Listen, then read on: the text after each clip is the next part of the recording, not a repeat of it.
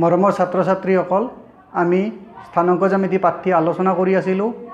এই পাঠ্যত আজি এক গুৰুত্বপূৰ্ণ ধাৰণা তিনিটা বিন্দু একৰেখীয় হোৱাৰ চৰ্ত জানিম। বলা আমি শ্ৰেণীটো আৰম্ভ কৰোঁ। তিনিটা যিকোনো বিন্দু মই লৈছোঁ, এ বি চি। এই তিনিটা বিন্দু একৰেখীয় হয়নে নহয়? যদি এই প্ৰশ্নটো সোধা হয়, এই তিনিটা বিন্দু একৰেখীয় নহয়, কাৰণ এ বি আৰু চি তিনিওটা বিন্দুকে লৈ এডাল মই ৰেখা আঁকিব নোৱাৰোঁ। তাৰমানে এডাল ৰেখাৰ ওপৰতে এই তিনিওটা বিন্দু কেতিয়াও থাকিব নোৱাৰে। যদি মই এ আৰু চি বিন্দুটো সংযোগ কৰোঁ, বি বিন্দুটো ওপৰ ফালে ৰৈ যাব, সি ইয়াতে স্পৰ্শ নকৰিব। এ আৰু বি বিন্দু যদি মই সংযোগ কৰোঁ, চি বিন্দুটো আনফালে অকলে ৰৈ যাব। বি আৰু চি বিন্দু যদি মই সংযোগ কৰোঁ, এ বিন্দুটো আনটোফালে ৰৈ যাব। তাৰমানে এ বি চি তিনিওটা বিন্দু একৰেখীয় নহয়। যদি মই এই বিন্দু তিনিটা এনেকৈ ল'ম, এ ইয়াত, বি ইয়াত আৰু চি ইয়াত, ইয়াতে যদি লওঁ বিন্দু তিনিটা, আমি চাম এতিয়া এই তিনিটা বিন্দুক স্পৰ্শ কৰি এটা ৰেখা আঁকিব পাৰি নে নোৱাৰি। এতিয়া চোৱা, এই তিনিওটা বিন্দু সংযোগ কৰি দিছোঁ, দিওঁতে তিনিওটা বিন্দুৱে এডাল ৰেখাৰ ওপৰত আছে, যি ইয়াতে নাই। গতিকে এই তিনিওটা বিন্দু এডাল ৰেখাৰ ওপৰতে আছে, গতিকে এ বি চি কোৱা হ'ব একৰেখীয়। এনেকৈ যদি তিনিটা বিন্দু এডাল ৰেখাৰ ওপৰতে থাকে, তাক কোৱা হয় একৰেখীয়। আৰু যদি এডাল ৰেখাৰ ওপৰত নাথাকে, তাক একৰেখীয় বুলি কোৱা নহ'ব। এতিয়া একৰেখীয় হোৱা আৰু নোহোৱা, তাৰ লগত এই তিনিওটা বিন্দু এ বি চিয়ে গঠন কৰা ত্ৰিভুজটোৰ কালিৰ এক নিবিড় সম্পৰ্ক আছে। এই সম্পৰ্কটো আমি জানি লওঁ। সম্পৰ্কটো কেনেকুৱা? এই ক্ষেত্ৰত চোৱা, এ বি চি বিন্দু তিনিটা আছে, যি তিনিটা বিন্দু একৰেখীয় নহয়। এতিয়া এই তিনিওটা বিন্দু মই সংযোগ কৰি দিওঁ। সংযোগ কৰি দিলে এটা আমি ত্ৰিভুজ পাই যাম, এ বি চি ত্ৰিভুজ পাই গ'লোঁ। এতিয়া এই ত্ৰিভুজটোৰ নিশ্চয় এটা কালি থাকিব, কাৰণ ত্ৰিভুজটোৱে এইখিনিত ঠাই আগুৰি আছে। এতিয়া এই ত্ৰিভুজটোৰ কালিটো আমি ইয়াতে পাম। ধৰি ল'লোঁ ইয়াৰ কালিটো ইয়াতে 10 বৰ্গ একক, এইটো ধৰি লৈছোঁ। এতিয়া মই কি কৰিম, বি বিন্দুটো অকণমান তললৈ নমাই আনিম। এ আৰু চি নিজৰ ঠাইতে থাকিল, এ ইয়াত থাকিল, চি ইয়াত থাকিল বিন্দু দুটা। বি বিন্দুটো অকণমান নমাই আনিছোঁ, ইয়ালৈ দিছোঁ। এতিয়া চোৱা, বি বিন্দুটো, এ আৰু চি বিন্দুটো ইয়াতে থাকিল, বি বিন্দুটো অকণমান নমাই দিছোঁ, ইয়াতে আহিল বি বিন্দুটো। এতিয়া এ বি চি বিন্দু তিনিটা যদি মই সংযোগ কৰোঁ,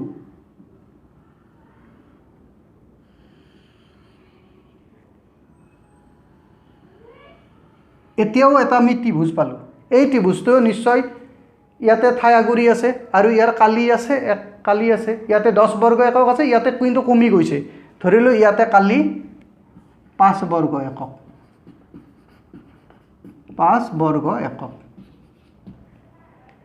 আমি কি গম পালোঁ? তাৰমানে বি বিন্দুটো যিমানে নমাই আনিছোঁ, কালিটো কমি কমি আহি আছে, আৰু আমি আৰু কমাই আনিম। এ বিন্দুটো ইয়াত, চি বিন্দুটো ইয়াত, বি বিন্দুটো আমি এইখিনি মানত দিছোঁ, বি বিন্দুটো ইয়াতে দিছোঁ। এ বিন্দুটো ইয়াত ল'লোঁ, চি বিন্দুটো ইয়াত ল'লোঁ, আৰু বি বিন্দুটো ইয়াত ল'লোঁ। এতিয়া চোৱা, এই বিন্দু তিনিটা যদি মই সংযোগ কৰোঁ,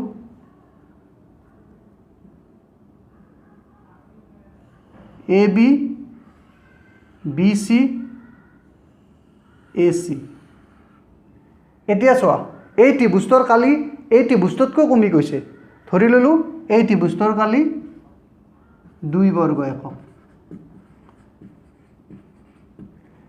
তাৰমানে যিমানে এই বি বিন্দুটো তললৈ নামি আহি আছে, সিমানে কালিটো কমি গৈ আছে। শেষত তোমালোকে ভাবা, এ বিন্দুটো ইয়াত আছে, চি বিন্দুটো ইয়াত আছে, বি বিন্দুটো আহি যদি এই এ আৰু চি লগ লাগি থকা ৰেখাডালৰ ওপৰত পৰি যায়, ইয়াত আহি যায় যদি, তেতিয়াহ'লে এ বি চিৰ যিটো ত্ৰিভুজ গঠন কৰিব, যিটো আমি ত্ৰিভুজ দেখাও নাই ইয়াতে, এ বি চি ত্ৰিভুজ হৈছে নাই। ধৰি ল'লোঁ এ বি চিৰ বি বিন্দুটো নামি আহি এ চিৰ এই বিন্দুটোত পৰি গ'ল। তেতিয়া আমি ধৰি ল'লোঁ এ বি চি এটা ত্ৰিভুজ গঠন কৰিছে। এতিয়া এই ত্ৰিভুজটোৰ কালি কি হ'ব? এ বি চি ত্ৰিভুজটোৰ আমি দেখা পাইছোঁ যে এ বি চি ত্ৰিভুজ তাত গঠন হোৱাই নাই। যদি হোৱা বুলিও ভাবোঁ তাৰ কোনো কালি নাই, কাৰণ গোটেইবিলাক একেলগে এটা ৰেখাৰ ওপৰতে পৰি গৈছে। ইয়াত কালিটো হৈ যাব 0। তাৰমানে এ বি চি বিন্দু তিনিটা যেতিয়া এডাল ৰেখাৰ ওপৰত পৰি গ'ল অৰ্থাৎ একৰেখীয় হ'ল, তেতিয়া এ বি চি বিন্দু তিনিটাই গঠন কৰা ত্ৰিভুজটোৰ কালি হ'ল 0। গতিকে ছাত্ৰ ছাত্ৰীসকল তোমালোকে এই গুৰুত্বপূৰ্ণ চৰ্তটো ভালদৰে মনত ৰাখিবা। মই ইয়াতে লিখি দিছোঁ ইম্পৰ্টেণ্ট ষ্টেপ।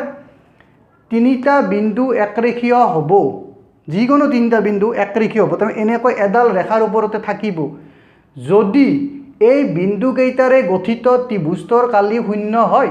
এই বিন্দুকেইটা লগ লাগি যিটো ত্ৰিভুজ হ'ব সেই ত্ৰিভুজটোৰ কালি 0 হ'ব লাগিব। যেনেকৈ ইয়াতে এই তিনিটা বিন্দু একৰেখীয় হোৱাৰ লগে লগে এই ত্ৰিভুজটোৰ এই এ বি চিয়ে লগ লাগি যিটো ত্ৰিভুজ গঠন কৰিছে, য'ত ত্ৰিভুজ আমি দেখাই নাই, ধৰি ল'লোঁ ত্ৰিভুজ এটা গঠন কৰিছে, তেতিয়া সেই ত্ৰিভুজটোৰ যিহেতু দেখাও নাই গতিকে সেই ত্ৰিভুজটোৰ কালি নিশ্চয় 0। গতিকে ত্ৰিভুজটোৰ কালি হ'ব 0। গতিকে এই চৰ্তটো আমি মনত ৰাখিব লাগিব। তিনিটা বিন্দু একৰেখীয় হ'ব যদিহে সেই বিন্দু তিনিটাৰে গঠিত ত্ৰিভুজটোৰ কালি 0 হয়। গতিকে আমি তিনিটা বিন্দু একৰেখীয় বুলি ক'ৰবাত ক'লে আমি লগে লগে ক'ব পাৰোঁ সেই এ বি চি বিন্দু তিনিটাৰে গঠিত ত্ৰিভুজটোৰ কালি 0 হ'ব। এতিয়া এই ধাৰণাটোৰ ওপৰত নিৰ্ভৰ কৰি আমি এটা সমস্যা সমাধান কৰিম। উদাহৰণ 14, যি প্ৰশ্নটো 2018 চনত আহিছিল। যদি এ 2,3 বি 4,k আৰু চি 6-3 বিন্দুকেইটা একৰেখীয় তেন্তে কেৰ মান নিৰ্ণয় কৰা। অৰ্থাৎ তিনিটা বিন্দু দিছে এ বি চি, সেই তিনিটা বিন্দু আমাক একৰেখীয় হোৱা বুলি কৈছে আৰু তাৰ সহায়ত আমাক কেৰ মান উলিয়াব দিছে। আমি আৰম্ভ কি লিখিছোঁ? যিহেতু প্ৰদত্ত বিন্দুকেইটা একৰেখীয়, আমাক দিয়া থকা বিন্দুকেইটা একৰেখীয় বুলি প্ৰশ্নটোত কনফাৰ্ম কৰি কৈছে আমাক। গতিকে আমি লিখি লৈছোঁ প্ৰদত্ত বিন্দুকেইটা একৰেখীয়। যদি এই বিন্দুকেইটা একৰেখীয় হয় তেনেহ'লে এই বিন্দুকেইটাৰে গঠিত যিটো ত্ৰিভুজ হ'ব, ত্ৰিভুজ এ বি চি, তাৰ কালিটো নিশ্চয় 0 হ'বই লাগিব, যিটো অলৰেডি আমি আলোচনা কৰিলোৱে চৰ্তটো। গতিকে লিখিছোঁ ত্ৰিভুজ এ বি চিৰ কালি সমান 0। সেইটো আমি লিখি ল'লোঁ। বিন্দুকেইটা একৰেখীয় হৈছে, সেইকাৰণে এ বি চিৰে গঠিত ত্ৰিভুজটোৰ কালি ইকুৱেল কিমান হ'ব? 0 হৈ গ'ল। ইকুৱেল 0টো আমি যেনেকৈ আছে তেনেকৈ লিখি গৈ আছোঁ। এই পাৰ্টটোত এতিয়া আহোঁ ত্ৰিভুজ এ বি চিৰ কালি। ত্ৰিভুজ এ বি চিৰ কালি বুলি কওঁতে এই তিনিটা বিন্দুৰ কালিটো আমি এতিয়া ইয়াত উলিয়াম নেক্সট ষ্টেপটোত। কেনেকৈ উলিয়াম? আমি ইয়াতে কি কৰিম? হাফ এটা লিখি ল'ম। মই তোমালোকক বুজোৱাৰ কাৰণে আৰু এবাৰ ইয়াতে কৰি দেখাইছোঁ। হাফ কৰিম, মাজু বন্ধনী এটা দিম। মই তোমালোকক বুজোৱাৰ কাৰণে আৰু এবাৰ কৈছোঁ, দুটা ব্ৰেকেট লিখিম, মাজত মাইনাছ চিন দিম। এইটো আমি কৰিছোঁ যোৱা শ্ৰেণীটো। এতিয়া এ বি চি ত্ৰিভুজটোৰ কালি উলিয়াব লাগিলে এ বি আৰু চি বিন্দুকেইটা ছাইডত পাতি ল'ব লাগিব। এ আছে 2,3 2 3, 4,k 4k, 6-3 6-3। এই প্ৰথম বিন্দুটো আৰু এবাৰ ৰিপিট হয় 2,3 লিখিছোঁ। এতিয়া এইখিনিত আমি পূৰণ কৰি কৰি first bracket second bracket fill up কৰিম। এতিয়া ফাৰ্ষ্ট ব্ৰেকেট ফিল আপ কৰিব লাগিলে আমি জানো এই ডাউনৱাৰ্ড এৰ'বিলাক, তাৰমানে তলৰ ফালে যিকেইডাল কাৰ চিন থাকে সেইকেইডাল পূৰণ কৰিব লাগে। 2k 4-3 6-3 এই তিনিটাৰ পূৰণ হ'ব ইয়াত। 2 × k 2k, 4-3 প্লাছে মাইনাছে minus 4-3 × 12 -12, 6 × 3 6-3 × 18 +18। First bracket complete. Second ব্ৰেকেটত আমি ওপৰৰ দিকে যোৱা কাৰ চিনকেইটা পূৰণ, এইটো 3-4 × 12 লিখিলোঁ। k × 6 6k +6k, -3 + 2 -6 হৈ গ'ল। গতিকে ত্ৰিভুজ এ বি চিৰ কালি বুলি কওঁতে আমাৰ এইখিনি। মই তোমালোকক ইয়াতে এবাৰ আকৌ কৰি দেখাই দিছোঁ। ইকুৱেল 0টো আছে, দি দিলোঁ। সেইটো লিখিব লাগিব, পাহৰি যাব নোৱাৰা, কাৰণ একৰেখীয় কৈছে ইকুৱেল 0 লিখিব লাগিব। এতিয়া এই ষ্টেপটো হৈ গ'ল। নেক্সট ষ্টেপত আহিছোঁ। এই ষ্টেপটো কেনেকৈ হৈছে? হাফটো ইয়াতে পূৰণ হৈ আছে। এই মাজু বন্ধনী মানেও আমাৰ জানো এইটো হ'ল এটা ব্ৰেকেট। হাফটো ইয়াতে পূৰণ হৈ আছে, এইফালে গ'লে হৰণ, তাৰমানে শূন্যক হাফেৰে হৰণ কৰা বুলি ভাবা শূন্যক যিকোনো সংখ্যাৰে হৰণ কৰিলে কেৱল শূন্যৰে নহয় শূন্যক যিকোনো সংখ্যাৰে হৰণ কৰিলে শূন্যই হয় গতিকে এই হাফটো ইয়াতে পূৰণ হৈ আছে এইফালে যাওঁতে হৰণ হ'ল গতিকে শূন্যক হাফেৰে হৰণ কৰিলে শূন্যই হ'ব গতিকে হাফটো গুচি গ'ল এতিয়া ব্ৰেকেটৰ ভিতৰৰখিনি চাওঁ 2k হৈ আছে -18 প্লাছ -12 প্লাছ 18 প্লাছ 6 হৈ গ'ল মাজত ইয়াতে মাইনাছ আছে লিখিলোঁ +12 -6 +12 -6 +6 এইটো ইয়াতে লিখিলোঁ +6k যি আছে তাতে ইকুৱেল 0 আছে লিখিছোঁ এতিয়া ব্ৰেকেটবিলাক উঠাইছোঁ ফাৰ্ষ্ট ব্ৰেকেটটো ইয়াতে প্লাছ চিন আছে যিহেতু ডাইৰেক্ট উঠাই দিলে হ'ল 2k + 6 সেকেন্ড ব্ৰেকেটত অকণমান সাৱধান হ'বা মাইনাছ ইয়াৰ আগত আছে প্লাছ মাইনাছে প্লাছে মাইনাছ -6 মাইনাছে প্লাছে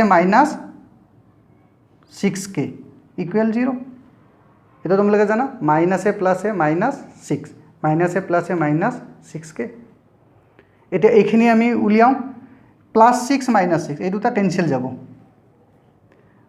+2k ইয়াৰ আগত প্লাছ চিন আছে -6k +2k -6k -4k equal 0 এইফালে ইকুৱেল 0 তো আহি আছে এতিয়া -4 তো ইয়াতে পূৰণ হৈ আছে কেৰ লগত এইফালে গ'লে হৰণ তাৰমানে 0ক -4ৰে হৰণ কৰিম 0ক -4ৰে হৰণ কৰিলে 0ই হ'ব গতিকে ইয়াতে হ'ল 0 কে তো য'ত আছে তাতে -4 ইয়াতে পূৰণ হৈছে এইফালে গ'ল -4 তো শূন্যক -4ৰে হৰণ শূন্যই হ'ব কে তো য'ত আছে তাতে k ইকুৱেল 0 এটাকে নিৰ্ণয় কেৰ মান হ'ল 0 গতিকে এইটোৱে সমস্যাটোৰ সমাধান ছাত্ৰ ছাত্ৰীসকল এই শ্ৰেণীটো ইয়াতে সমাপ্ত হ'ল অহাৰ শ্ৰেণীত আৰু কিছু প্ৰশ্ন লৈ তোমালোকৰ সন্মুখত উপস্থিত হ'ম আজিলৈ এৰিছোঁ ধন্যবাদ